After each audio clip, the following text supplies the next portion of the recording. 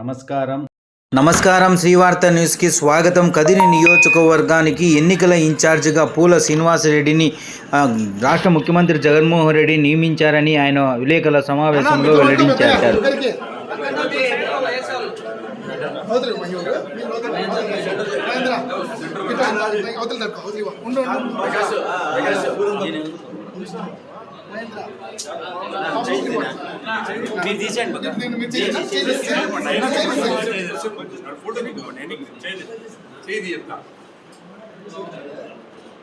జై జగన్, జై జగన్.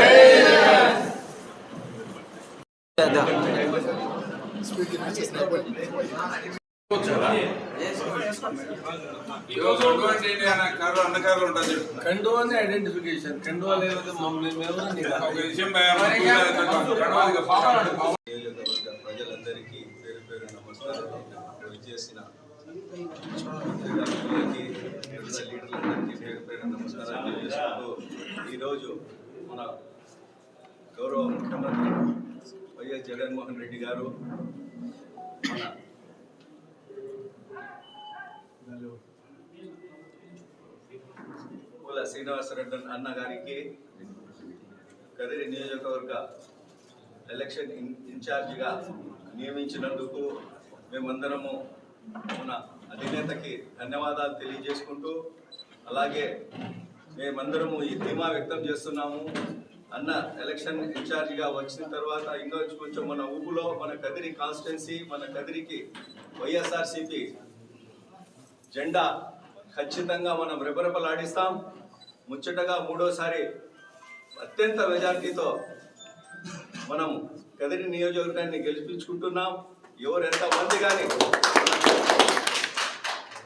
వచ్చి ఈ కళ్ళు ఆంధ్రప్రదేశ్ రాష్ట్ర గౌరవ ముఖ్యమంత్రి వైఎస్ జగన్మోహన్ రెడ్డి గారు కదిరి నియోజకవర్గ సిఈసి సభ్యుడైన పూల శ్రీనివాసరెడ్డి గారికి ఇప్పుడు జరగబోయే ఎన్నికలలో ఎలక్షన్ ఇన్ఛార్జ్గా నియమించినందుకు మా గౌరవ ముఖ్యమంత్రి గారికి ప్రత్యేకంగా నేను ధన్యవాదాలు చెప్తున్నాను. ముఖ్యంగా శ్రీనివాసరెడ్డి గారి గురించి 2 నిమిషాలు చెప్పదలుచుకున్నాను. పార్టీ వైఎస్ఆర్ కాంగ్రెస్ పార్టీ పెట్టక ముందు నుంచి మేమంతా కలిసి పనిచేసాము పార్టీలో.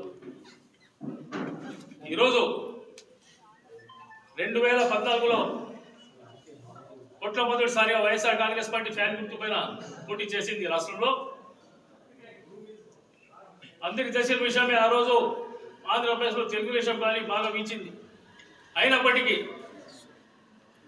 శ్రీనివాసరెడ్డి గారు, షాకిరన్న గారు, మేము అందరూ కలిసి ఇక్కడ కట్టుగా అందరూ కలిసి ఆ రోజు 2014లో అతా చాంబాషా నిర్మించడం జరిగింది.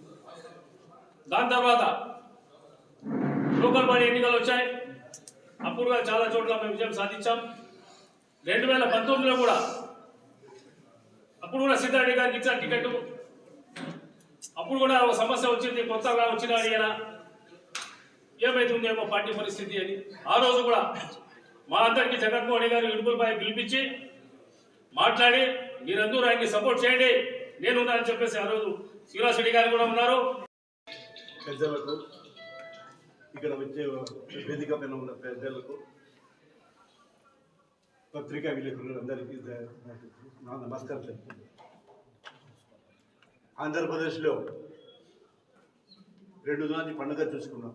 ఒకటి ఉగాది చేసుకున్నాం, ఉగాది అయితేనే రంజాన్ పండుగ చేసుకున్నాం. ఇప్పుడు మూడో పండుగ శ్రీనివాసరెడ్డి గారిని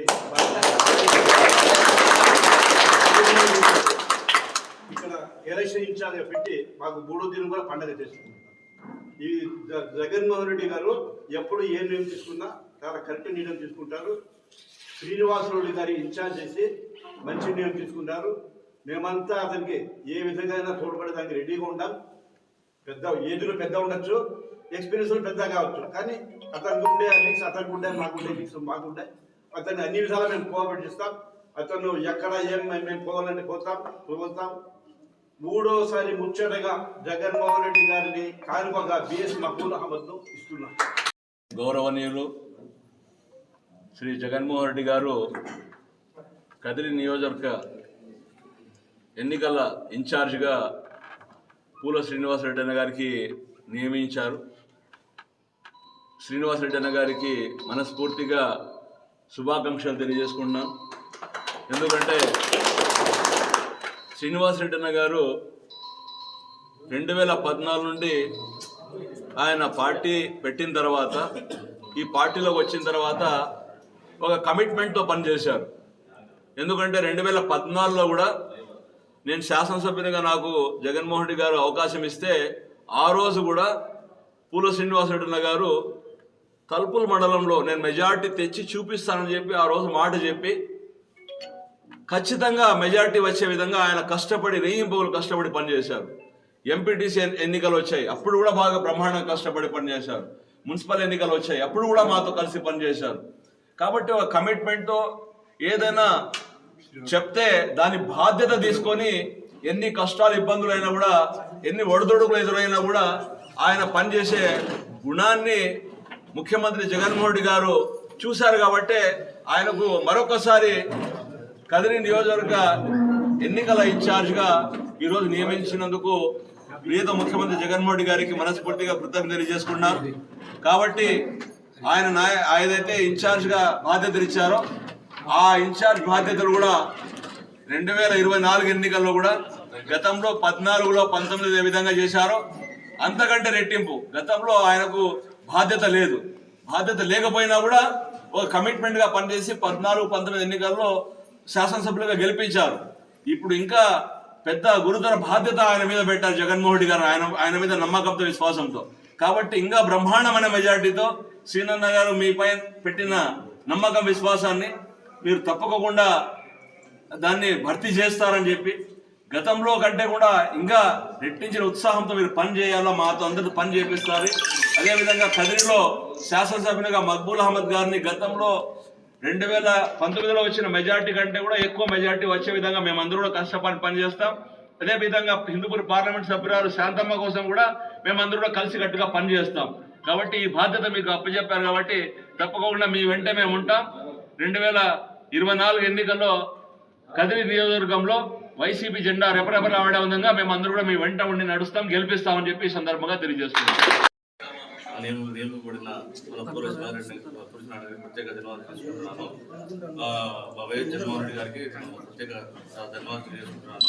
అలాగే ఈ గ్రామ స్థాయి లీడర్ నుంచి మండల స్థాయి లీడర్ నుంచి అందరినీ సమన్వయం చేసుకొని మన మక్బూల్ అహ్మద్ గారిని భారీ మెజార్టీతో గెలిపిస్తున్నామని ఈ సభాముఖంగా నేను తెలియజేసుకుంటున్నాను. ఇక్కడ వేదిక మీద ఉన్న వైఎస్ఆర్ కాంగ్రెస్ పార్టీ నాయకులకు మరియు పాత్రికేయులకు నా యొక్క నమస్కారం.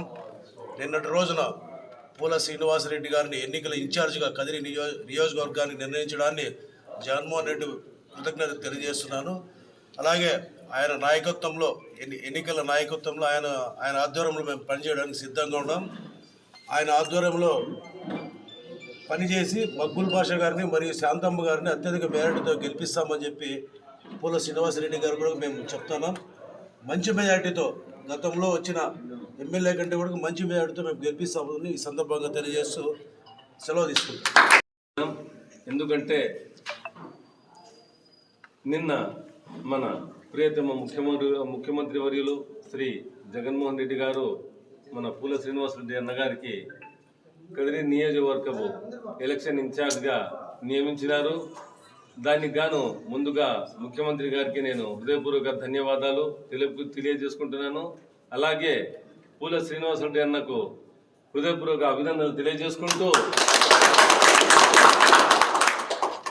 రానున్న ఎన్నికల్లో ఏ బాధ్యత మా ముఖ్యమంత్రి గారు ఆయనపై ఉంచినారో దానికి వారు తప్పకుండా న్యాయం చేస్తారని, మరియు కదిరి నియోజకవర్గంలో ఎక్కువ మెజార్టీ వచ్చేదానికి ఆయన దోహదపడతారని, నా విజయానికి తప్పకుండా ఆయన కృషి చేస్తారని ఆశిస్తున్నాను.